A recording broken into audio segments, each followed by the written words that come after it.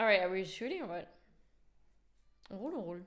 On roule, on roule. On roule, on roule. Ça roule. Ça roule. Ça roule. Ça roule. Ça roule. Ça roule. Can you see my shirt? Je suis fou de Paris. Ça se voit ou pas? Yeah. Ça se voit? So, I'm themed for the video today. Je suis fou de Paris.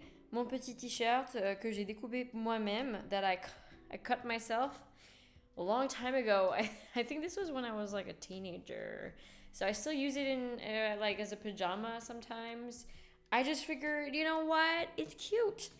It's a little stick figure with a little bandana. Look.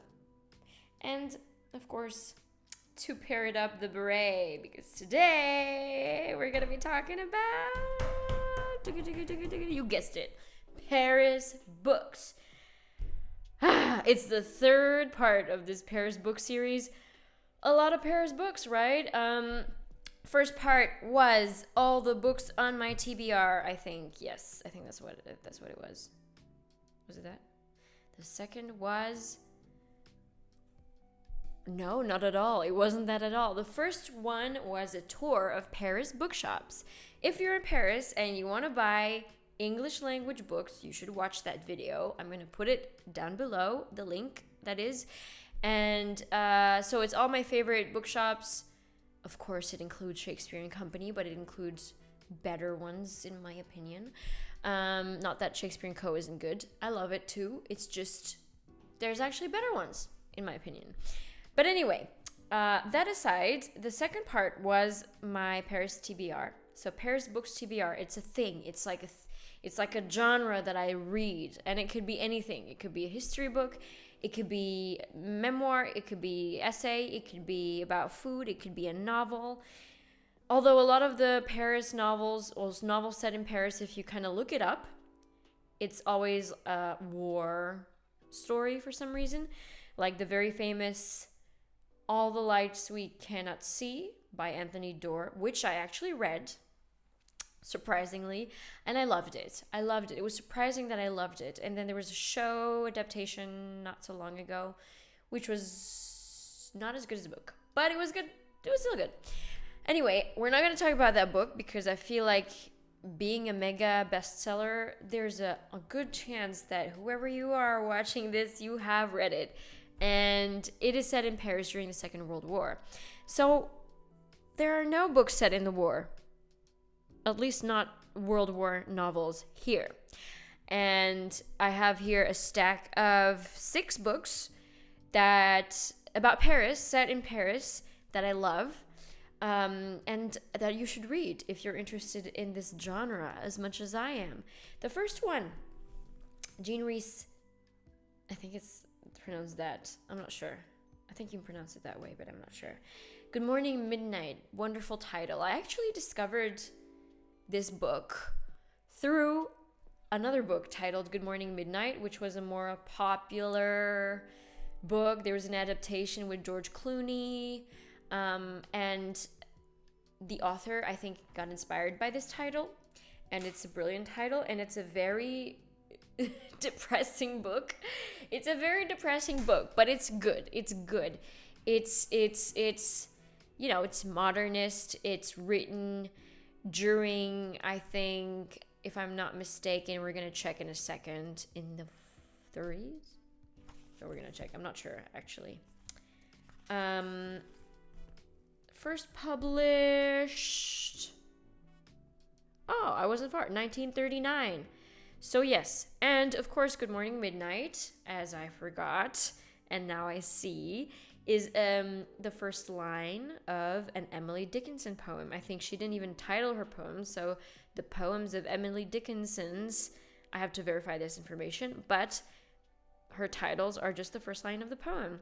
Good morning, midnight, I'm coming home. Day got tired of me. How could I of him? Sunshine was a sweet place, I liked to stay, but morn didn't want me. Now, so good night, day. So In the back, it says, "No one who reads Good Morning Midnight will ever forget it." And that is true. This was one of the book club picks, one of my first book club picks of, my own book club with my friends. And it was a very interesting read.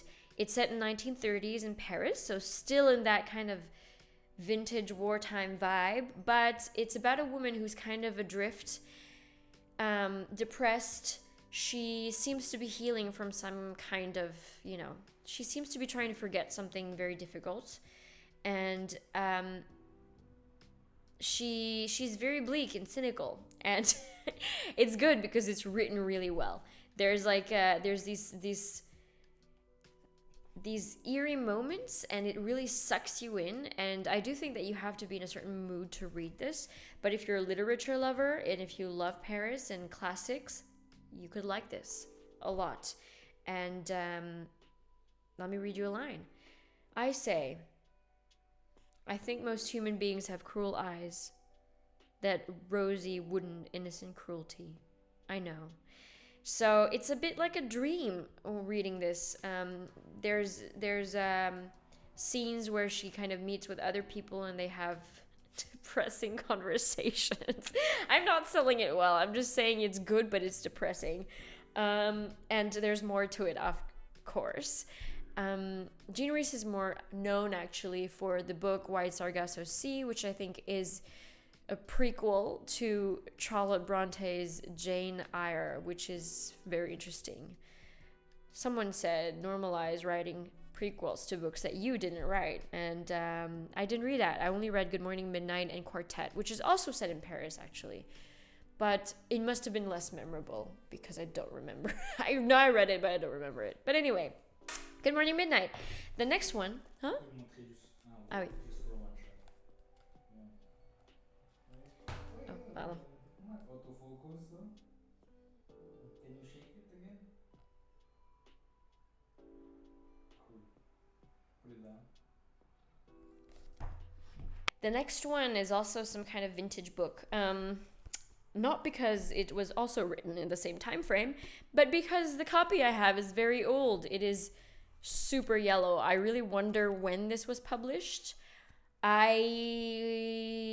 ordered it secondhand, and from a secondhand bookseller.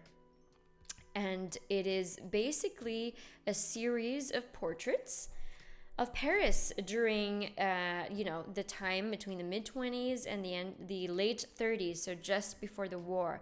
Paris Was Yesterday by Janet Flanner. She was one of the first correspondents for the New Yorker, I believe. Yes, the famous New Yorker. When the New Yorker began, she was the one who wrote these dispatches called Letters from Paris. And these are basically small profiles of Paris life, the gossip of French politics and culture and art. She wrote for the New Yorker about all of the happenings during these years, meeting all these people. She was very well connected to like Natalie Barney, the lesbians of the left bank, Gertrude Stein, Hemingway, to name a few. And it's interesting because she talks about Hemingway in the introduction to this book. She talks about his death, and she recalls a conversation that she had with him in a bar where they actually philosophize about death. So I thought that was really interesting because I had never heard of Janet Flanner. I probably found her just by researching her. So that's been a lot of my reading journey, just researching these kind of women pioneers, writers at the time. She was a lesbian. She was with another writer called Salita Solano. I think that was her real name. I'm not sure. But anyway, she was together with Salita. They had another lover at some point. The lesbians of the left bank back in the days were polyamorous by nature. And that's just what I remember. And she basically, I read a small biography of her, that she moved to Paris. She wanted to write a novel, and then she found her kind of, authorly, writerly calling in just writing these short profiles.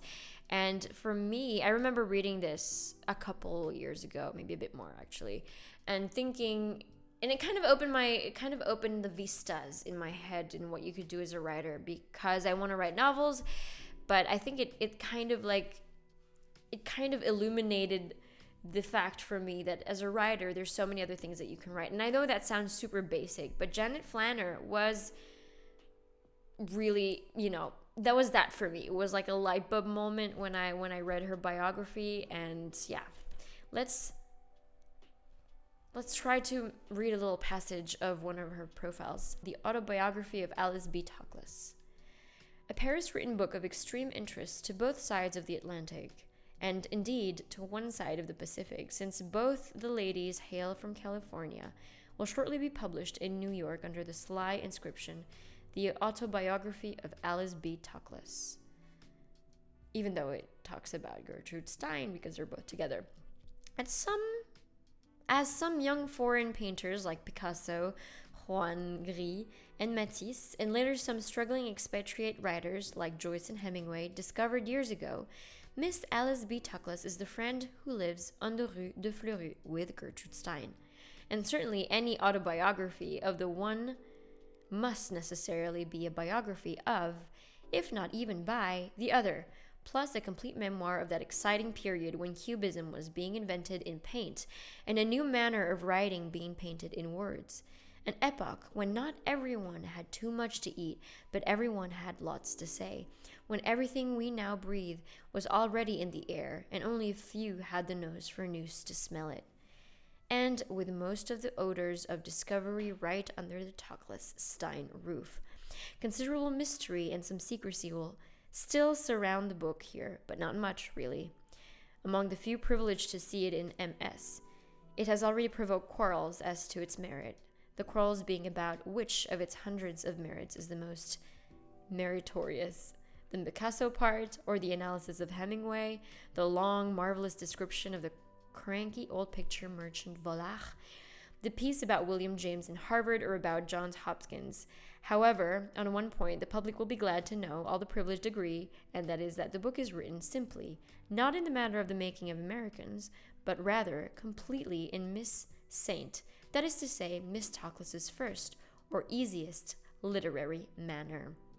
So it's really interesting because I had started reading about that Paris period by reading Hemingway and the memoir of Hemingway, which we're going to talk about in a second. And the reading, like the Dispatches of Janet Flanner, kind of added the special aura of the time. It added this flair that I found was necessary to understand more of its vibes. So yeah, very interested more in female authors of the time, particularly those lesbians like Natalie Barney, which I still have to read, but they're also set in Paris, I think. A bit longer static.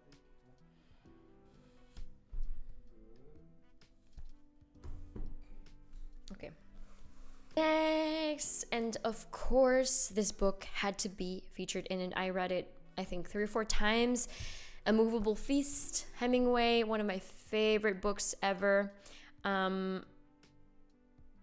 This is a copy from my acting mentor who changed my life and who also introduced me to reading again through this book. So after many years of kind of a dry season in reading, I think between during my teenage years and my early 20s, I didn't really read a lot. I read maybe 1 or 2 books here and there. But I remember it was really a dry reading time, and I kind of fell out with literature. And this got me back into it so hard. I was reading it at a time, I grew up in Paris, and then I was reading it at a time where I missed Paris a lot, and this made me feel for it so much. It's very gossipy as well. There's a little funny passage when Hemingway goes on holidays with Fitzgerald. He's a wonderful writer, He may be a masculinist, whatever you want to say about it, but the writing is undeniably, to me, it's perfect. And this is exactly the copy that I had read. I have now maybe 3 or 4 editions for some reason, but I will reread this book. I know I will want to read it every few years because it's just so good. He talks about, of course, his visits to Gertrude Stein, his holidays with Hadley, that escapade with Fitzgerald, his conversations with Ford Madox Ford or Saint-Exupéry, and he was friends with Saint-Exupéry, did you know? When mentions Zelda, and he mentions, of course, writing. So it was really about his first years in Paris, trying to make it as a writer, and I found that magnificent. And let us read the very famous line of the Movable Feast. I remember reading this sentence and being struck by how true it was, because I felt lucky reading it, because he says, if you are lucky enough to have lived in Paris as a young man, then wherever you go for the rest of your life, it stays with you, for Paris is a movable feast. And it's a very famous sentence in English literature, and it's true, absolutely true. Ernest Hemingway. Can we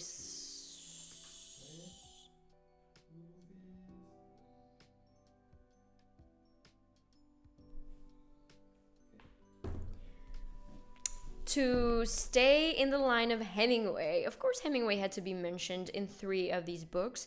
It's The Paris Wife, Paula McLean. I had little expectations of this book. It's a novel. It's basically, Paula McLean is basically started to, I think she started with this book, I'm not sure. But she writes these kind of fictionalized memoirs of interesting women of the early 20th century. And one of these women is Hadley, Hemingway's first wife. Hemingway married, I think, married 3 times or 4 times. She wrote another book from another one of Hemingway's wives, but Hadley was a special love of Hemingway's. I think when he died, or at the end of his life, he said something like that Hadley was really his one kind of true love. Anyway, I read this twice. I didn't finish my second reading. I loved it the first time.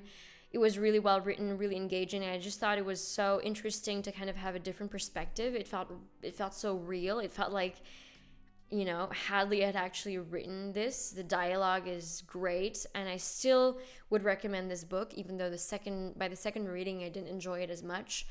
And I think the reason for that is just because it was kind of coinciding with my awareness, let's say, of you know, rising awareness of feminism and things like that, and how certain writers such as Hemingway and the Beat Generation writers and all that were very, like, the way they wrote about women and the way that they kind of portrayed themselves or portrayed the male kind of persona was bothering me.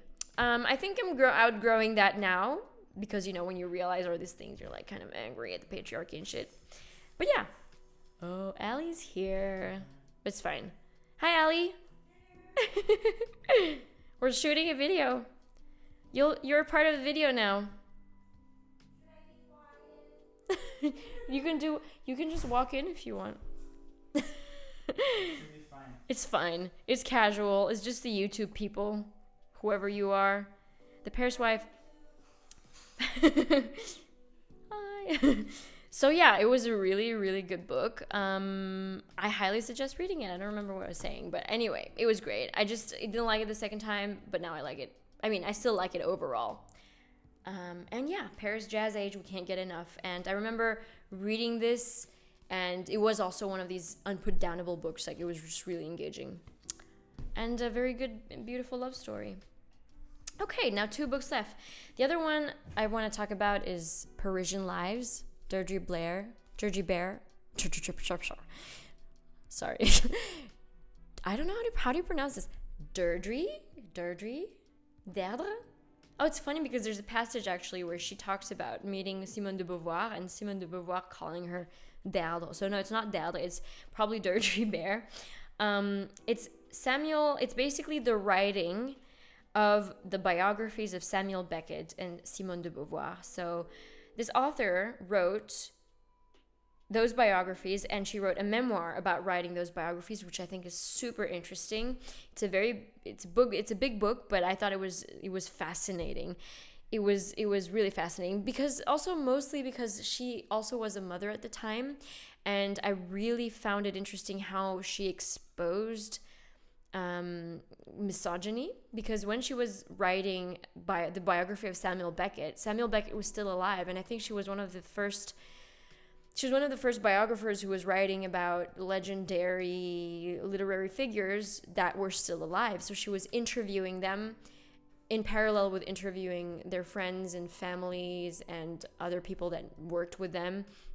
And Samuel Beckett is such a fascinating character, as is Simone de Beauvoir. And what's even more fascinating, I think, was the fact that Beckett and de Beauvoir were both not on good terms, or something like. They weren't like precisely friends. I think they were kind of rival, actually, or something like that. But she didn't write it at the same time. She wrote first. It's kind of like 2 books in one, in a way. So she wrote the Beckett memoir first, and then de Beauvoir, which is, I just find it really interesting how it, focuses on these artists and these writers and these authors, and how they are heavily influenced by being in Paris and by the Parisian culture, and where they go to eat in Paris and their kind of daily lives. And you have a little bit of a profile of both of them without having to read the biographies. And this as a book, it's just so interesting how it just mixes so many genres, and it's certainly one of a kind. And the parallel between the misogyny that she experienced after releasing the Beckett biography and being hissed at very publicly by Beckett scholars in really violent ways, like pretty aggressive verbal ways, and then writing about the biography of Simone de Beauvoir, who is one of the first intellectual feminists. That kind of contrast was extremely interesting. So this was really one of the most interesting reads in my life, I think. Highly recommend, and very gossipy in vibes. And the last but not least, it's sort of a not very popular anthology. It's edited by Andrew Gallix. It's short stories and little essays featuring Paris. So contemporary pieces, but also I think older pieces. I have a very funny story about this book, actually. I wrote an essay once. I don't remember if it's still active or like published somewhere. If it is, I'll post it down below. But if it's not, whatever, it's not really relevant. So I wrote about this book, a sort of like extended review and stuff like that. And then I posted it on my socials. And then a friend of mine, a really good friend of mine, said, "Wait a minute. You just wrote about my professor's book." And I thought it was funny because it was super random that I had written a large, thing about this book, which was her professor. And sounds less funny now. But anyway, what I love the most about this little anthology, We'll Never Have Paris, is that it kind of breaks the sort of fantasy of Paris, or the sort of idealization of Paris, through these pieces that a lot of them focus on sort of like a disillusion of Paris because of like how it has been kind of portrayed and built up throughout the years by so many different artists and people, and also from times that are now long gone, and like people coming to Paris and realizing that it's not at all like what they read about or experienced. And I think there's even a thing, do you know about this, like Paris syndrome? It's a thing. I saw it like on Instagram. I don't know the veracity of this information, because of course I saw it on Instagram, but like apparently like Japanese or some kind of Asian tourists, like they have this thing called the Paris syndrome when they arrive, and they start to feel extremely sick, like nauseous, and they vomit or whatever, like, and they become like really anxious because they're like, it's the water, it's the tap water, because they serve tap water. No, I think it's apparently it's because, it could actually, that would be a more fitting explanation, but apparently it's because of like this disillusion makes them sick, because it's like, wait a minute, this is not the Paris I expected. But yeah, that's a funky story. Let's verify the veracity of this information. But yes, there are really beautiful pieces in here. I actually didn't read most of it. No, I didn't read all of it. I actually didn't read all of it, but I read a few things here and there, and it kind of paints a better picture of Paris, at least contemporary Paris. And it really shows, you know, the nature of a city, like all these big old cities, like these fading, sort of like elusive, you can't really grasp it like perpetually kind of disintegrates as soon as you try to pin it down to something or pin it down to the ideal that it was painted to you from all of these years of idealization and writers and things like that. And yeah, Paris is really a palimpsest of so many different layers. And the poor Paris, not the same as the rich Paris, not the same as the outskirts of Paris, and yet it's all Paris. And we've talked about this a lot in the previous videos, and yeah, I think this is a really interesting read. Absolutely suggest if you're interested in Paris books. I think we're done. These are the Paris books. Not a lot, but, you know, quite filling. Oh. Thanks for your beret. I love it. I'm going to steal it. I'll just go out and be like, hope he doesn't notice. Bye, I'm keeping your beret. No, I'm kidding. I'm kidding. I'm not going to steal your beret. C'est tout. C'est tout.